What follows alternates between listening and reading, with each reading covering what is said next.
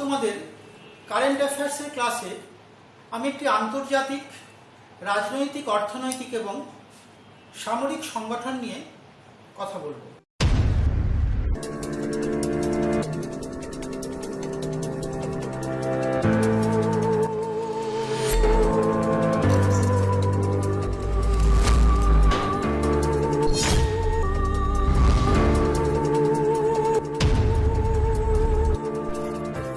এই সংগঠনটির নাম হচ্ছে সাংহাই কোঅপারেশন অর্গানাইজেশন, অর্থাৎ এসসিও বললে আমরা যাকে বুঝি, বাংলায় বললে সাংহাই সহযোগিতা সংগঠন।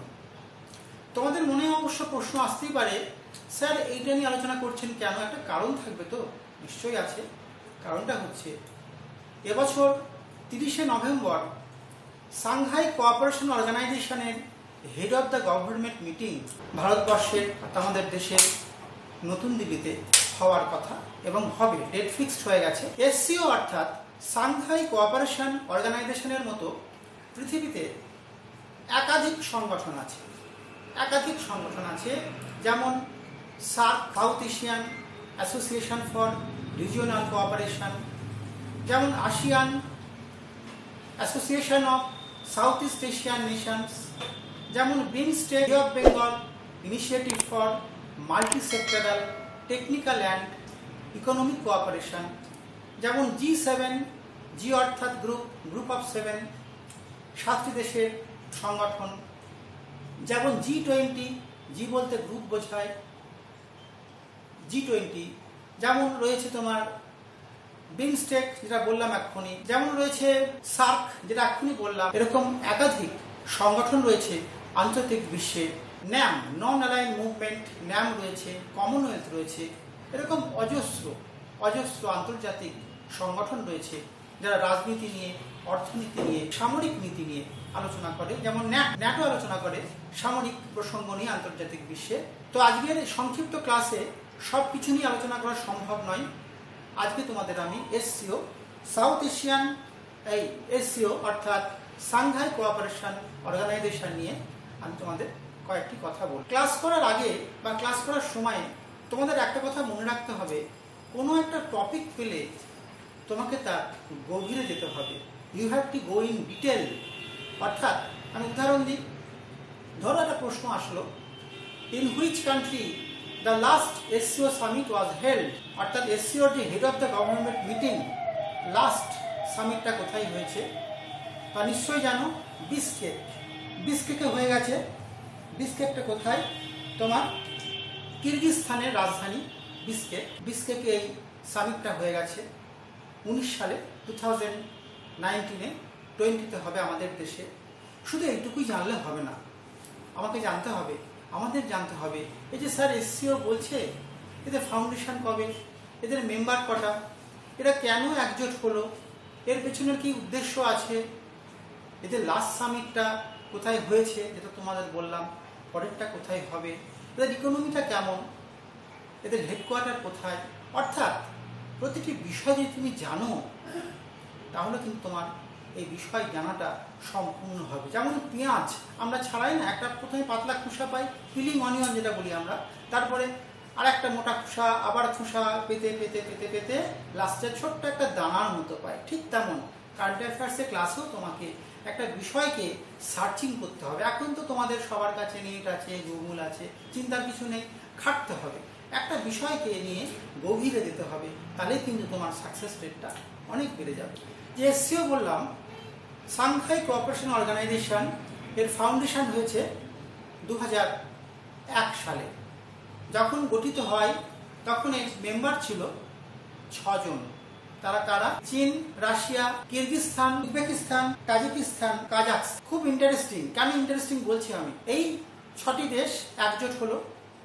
তারপর ইন দ্য ইয়ার 2017, 2017 আরও 2টি দেশ যোগ দিল। সেই দুটি দেশের নাম ইন্ডিয়া এবং পাকিস্তান। ইন্ডিয়া পাকিস্তান ছিল অবজার্ভিং নেশন। তারপর 2017 এরা মেম্বারশিপ পেয়ে গেল।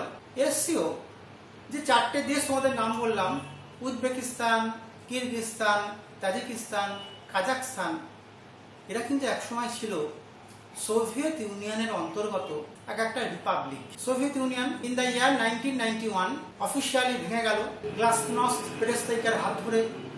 পুরো দেশটা, সোভিয়েত ইউনিয়নটা খণ্ড খণ্ড হয়ে গেল। এই যে নামগুলো বললাম, তাজিকিস্তান, উজবেকিস্তান, কিরগিজস্তান, এরা ছিল একটা দেশ।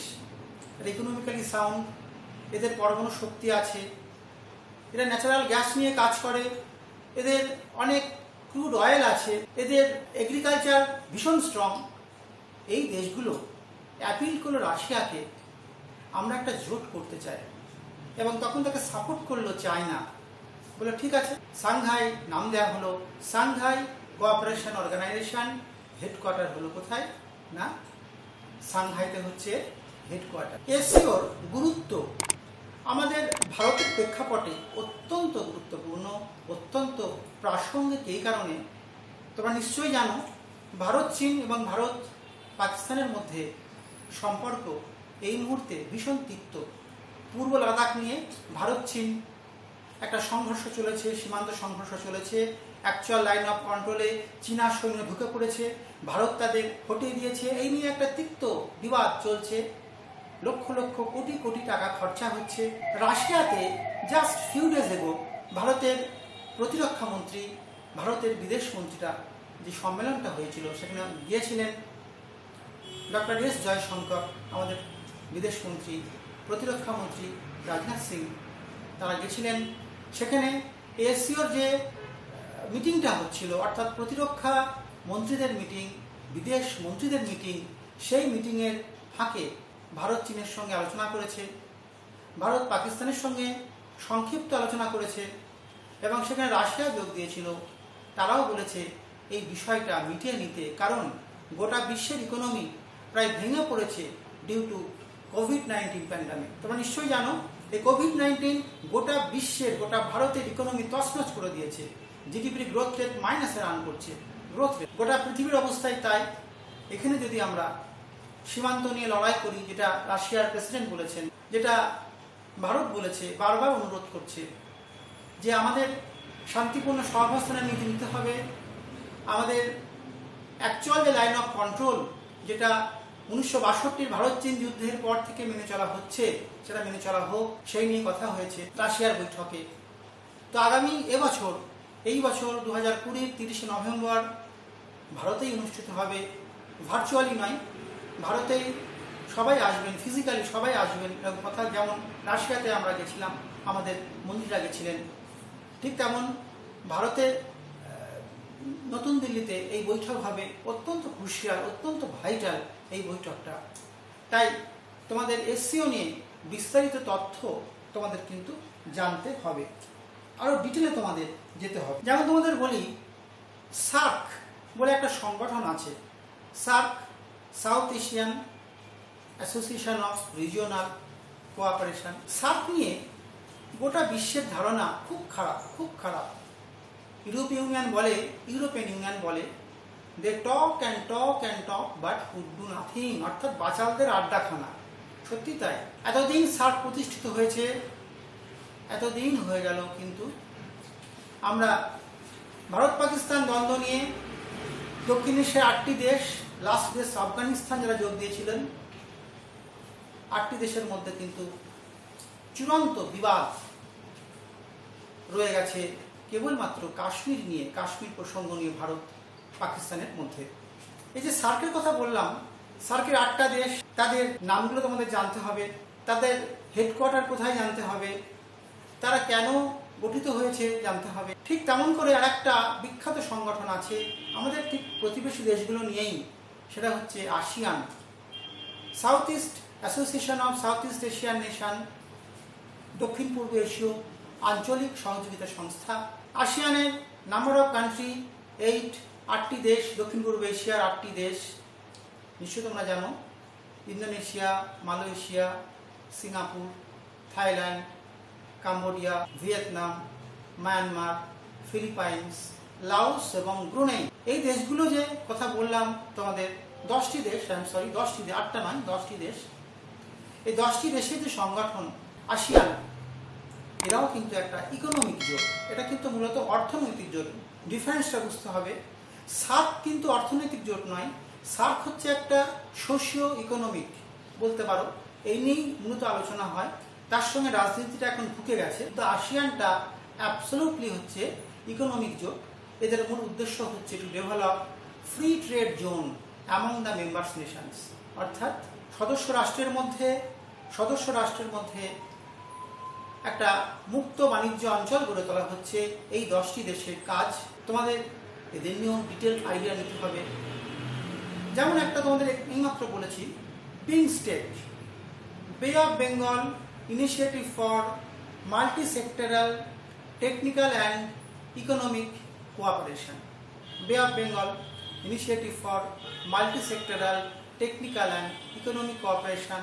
এখানেও দক্ষিণ এশিয়া এবং দক্ষিণ পূর্ব এশিয়ার দেশগুলো আছে, Bangladesh, India, Myanmar, Sri Lanka, Thailand, Nepal এবং ভুটান। নেপাল ভুটান আছে, নাম দেওয়া হচ্ছে বে অফ বেঙ্গল, কিন্তু আছে, এরা অংশ নিচ্ছে। এরা মূলত এদের পর্যটন নিয়ে কাজ করে, এদের সামাজিক পরিস্থিতি নিয়ে কাজ করে, এদের ঐতিহ্য নিয়ে কাজ করে। খুব ইন্টারেস্টিং তোমার এই বিমস্টেকটা। যেমন রয়েছে G20। G20 আবার অ্যাবসলিউটলি এটা একটা অর্থনৈতিক সংগঠন। G20 মেম্বার কিন্তু ইন্ডিয়া, G20 মেম্বার আবার America, Germany, France, Britain, Japan, China. G20 একটা অদ্ভুত একটা, জি অর্থাৎ গ্রুপ অফ 20। G20 একটা মূল বৈশিষ্ট্য কি জানো? এখানে G20 is a combination of developing and developed nations. Very unique. Developing and developed নেশনসের কম্বিনেশন হচ্ছে G20। এর ইকোনমি নিয়ে আলোচনা করে। ঠিক তেমন G7 একটি সংগঠন আছে, এটাও অর্থনৈতিক সংগঠন বলতেই পারি আমরা। এখানে বিশ্বের 7টি ধনী দেশ অংশ নিচ্ছে।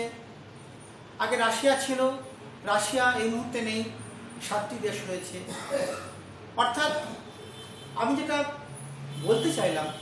বলতে চাইছি, এই যে আন্তর্জাতিক রাজনৈতিক, অর্থনৈতিক, সামরিক সংগঠনগুলো রয়েছে, তাদের সম্পর্কে তোমাদের গভীর জ্ঞান জানতে হবে, নিতে হবে। তা না হলে কিন্তু কম্পিটিটিভ এক্সামে এই টাইপের একাধিক প্রশ্ন আসে, তোমরা উত্তর দিতে গিয়ে বেশ সমস্যায় পড়বে। কোভিড-19 পর গোটা বিশ্বের অর্থনীতি বদলে গেছে, তোমাদের বললাম। এখন আর একাকী বেঁচে থাকা সম্ভব নয়, এখন জোটবদ্ধ হয়ে আমাদের বাঁচতে হবে। আমার যে ভালো অন্য দেশকে দেবো, অন্য দেশের যেটা ভালো আমরা নেব, এই নিয়ে কিন্তু ভারতবর্ষ, এই নিয়ে গোটা বিশ্ব এগোবে। এ কথায় কদিন আগে রাশিয়ার প্রেসিডেন্ট বলছিলেন, ভ্লাদিমির পুতিন বলছিলেন, এ কথায় আমাদের প্রধানমন্ত্রী নরেন্দ্র মোদী বলছিলেন, এ কথায় বলছিলেন আমেরিকার প্রেসিডেন্টও। অর্থাৎ আমাদের এখন লেনদেন করতে হবে। কেন করতে হবে? সাধারণ মানুষের দিকে তাকিয়ে। এবং এই সাধারণ মানুষের দিকে তাকিয়ে অর্থনৈতিক, সামাজিক, আর্থসামাজিক প্রেক্ষাপট বদলে যাওয়ার পরিস্থিতিতে নিশ্চিত করে এই ধরনের সংগঠনগুলির প্রভাব, প্রতিপত্তি আগামী দিনে আরও বাড়বে বলে আমাদের মনে হয়। এবং চাকরির পরীক্ষায় এই সংগঠনগুলোর গুরুত্ব আরও বাড়বে। আজকে আমি ইন এ নাটশেল, খুব সংক্ষেপে, ইন ব্রিফ আলোচনা করলাম। মূলত এসসিওর ওপর জোর দিয়েছি। আগামী কোনো ক্লাসে তোমাদের অন্যান্য বিষয় নিয়েও আরও বলবো। একটা কথা আবার বলছি, একটা বিষয় পেলে তাকে সার্চিংয়ে যাও, তার খোঁজ নাও, তার ডিটেলে যাও, তাকে নিয়ে ভাবো, একটা খাতা করো, নোট বই করো, নেটের সাহায্য নাও। দেখবে তোমার পড়ার পরিধিটা, জানার পরিধিটা অনেক বেড়ে। আজ এটুকুই থাক। ধন্যবাদ।